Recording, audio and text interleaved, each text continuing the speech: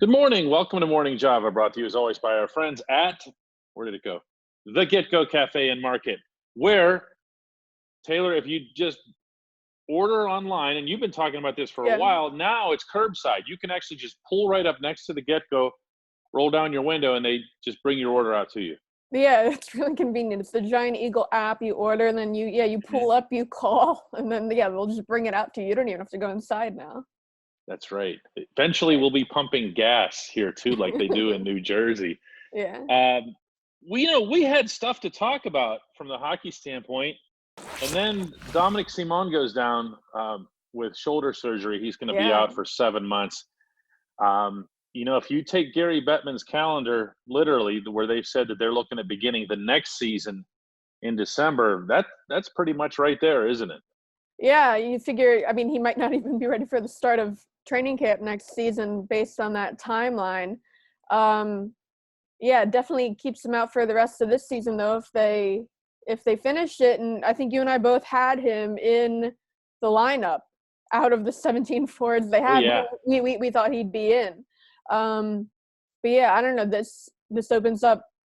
I think you and I both maybe had him on the third line or second line, but I think maybe this opens up for Connor Sherry, because I think you and I both had him out in our original lineups. Yeah, I think that is, obviously it's been a long pandemic, and I don't remember everything we've said to each other over that time, but I do remember that we both felt pretty strongly that he would not be somebody that Mike Sullivan would scratch. Yeah. Just because he's a solid, reliable puck possession guy, and that's what you want and need in the playoffs. He's stable. You know what I mean? Yeah. I know he annoys people because he doesn't finish, and he doesn't produce spectacular plays. But in the playoffs, a lot of times you're just looking for that even temperament. You know what I mean? Mm-hmm. And he'll be a loss. That's not to say that the Penguins don't have people to take his spot. We'll get into those in a second, but let's not pretend that not having Dominic Simon for a playoff isn't a loss. Partly, maybe largely, because as we've seen, he can fit on any line, including the first line. Yeah, you're right. Very versatile in that way. I don't know. But Connor Sherry, that's not a bad replacement if he's who goes in his place and what we had in our lineups.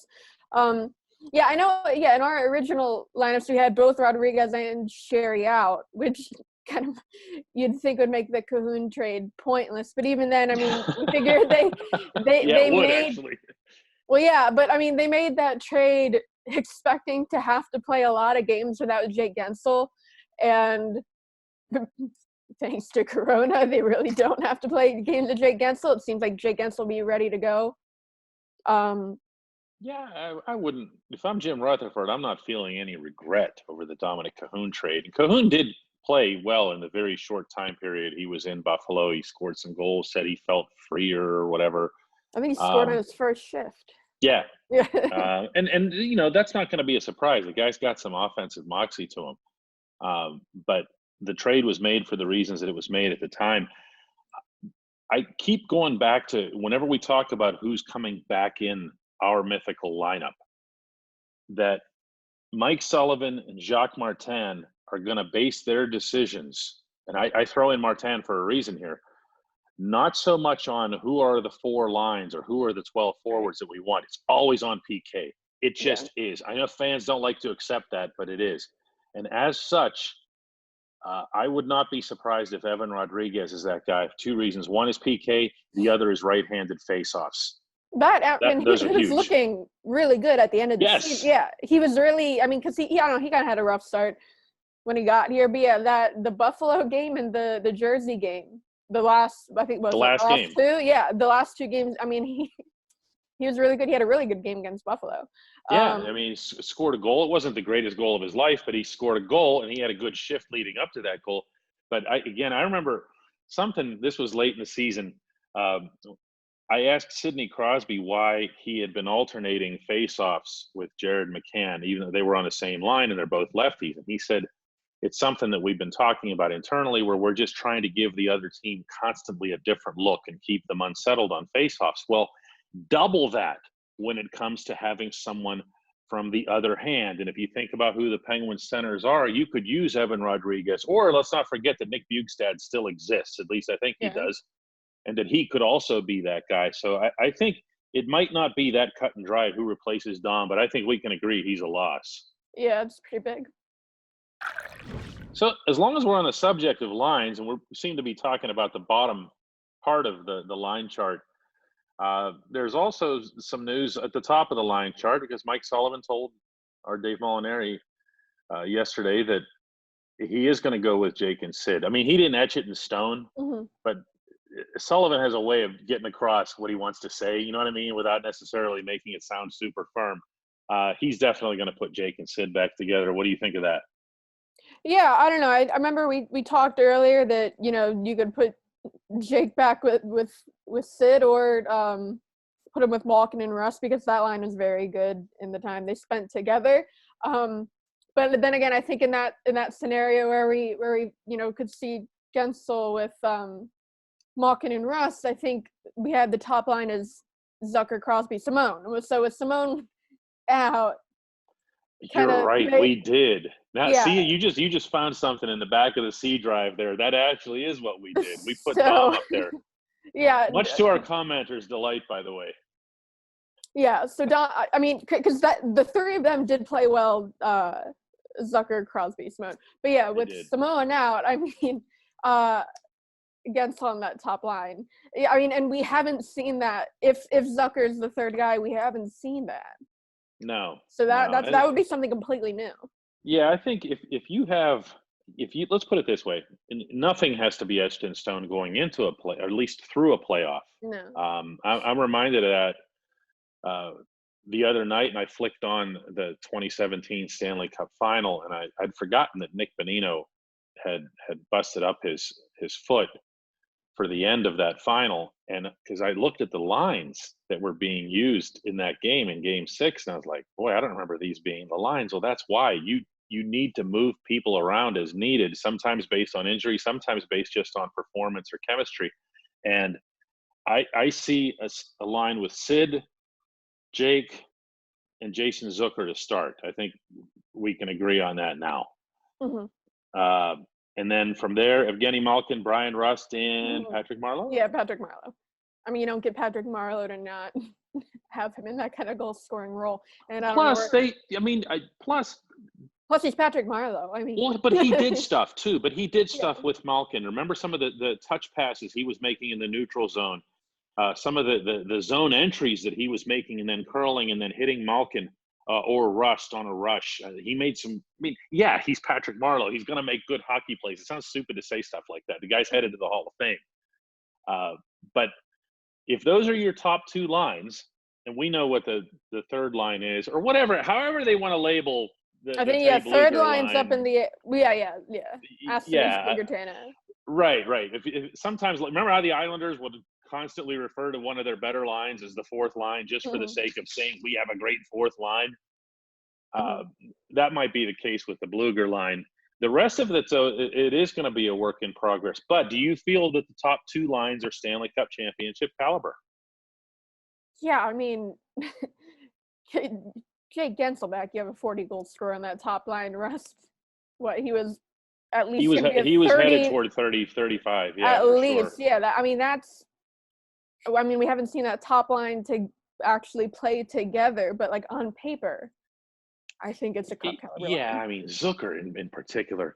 Remember, we talked about this like the day of not the day of the trade, but like the game, like his second game in Pittsburgh, home game. We were like, he's actually playing the Penguin system better than the Penguins were. That's how good of a fit he was. So I could see him fitting in very nicely with Sid and Jake. Well, you've been predicting for a while that minor league hockey wasn't going to make it, and the AHL, sure enough, formally shut down this week. That's not going to surprise people. It's going to disappoint them not having a Calder Cup played for, not having any championship trophy played for at any level, as we've seen around here from high school kids on up. It is disappointing. But at the same time, isn't the AHL's bigger concern next season. Like they tailor it. People don't realize they can't exist without fans. They don't have other revenues. Yeah, because they don't have the TV deal. They have, some small TV deals in the streaming, but definitely not the TV deals like in the NHL. They make a lot of their money from sponsorships. If you don't have fans, you don't have sponsorships. But I also don't see how all the NHL and the minor leagues can't all start together. You know what I'm saying? Like that. How are you going to start the NHL season and not have the AHL season start too?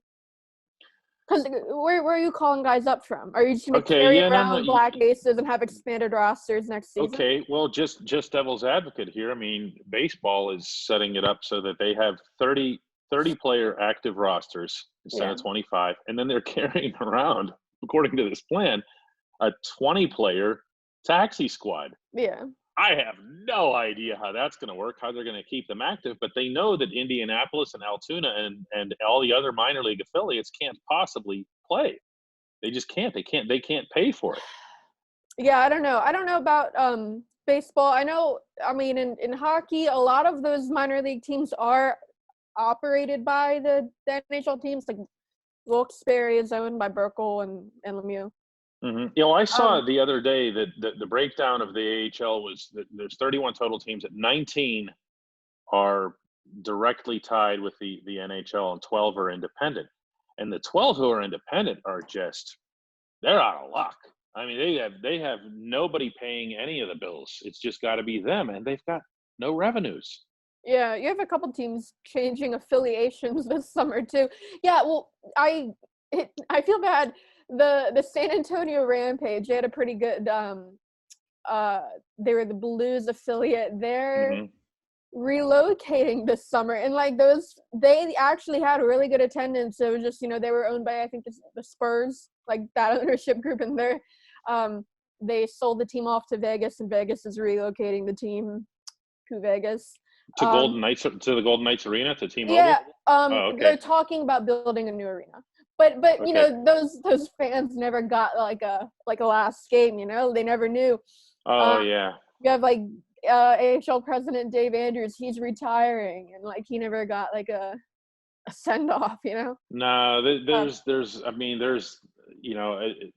to be a lot of losses. I don't think people are thinking necessarily about the minor leagues, certainly in Pittsburgh, but the other thing that the NHL has to concern itself with, and this again goes back to the baseball comparison, is to date, hockey players have not lost out, really, meaning minor league players and prospects, on development time, because this is a time of year you'd just be riding your bike anyway.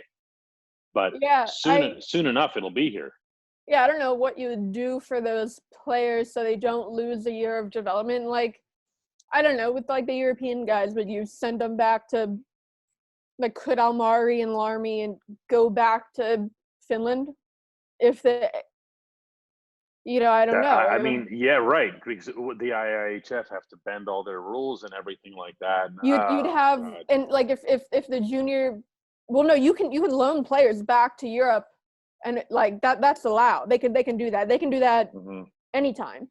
You probably assuming major junior hockey in Canada is able to play, you'd probably see a lot of overagers in that league, like guys who they'd go back for a fifth year. Well, yeah, including you wouldn't doubt anymore whether or not Poulin and Legare will be staying in Quebec. I mean, they'd kind of have to. I don't know. This stuff gets so crazy hypothetical. The one thing I will say is that minor leagues have one advantage, if you want to call it that, over the major leagues, and that is that, as we're seeing now in Taiwan with baseball, they're gradually bringing in fans. Like they started with 1,000 in a stadium that holds 12, and just today it came out that they're gonna add more to that. It's going to be gradual. Well, one thing you can do at a place like Wilkes-Barre's that I think holds around 8,000, where the Penguins play.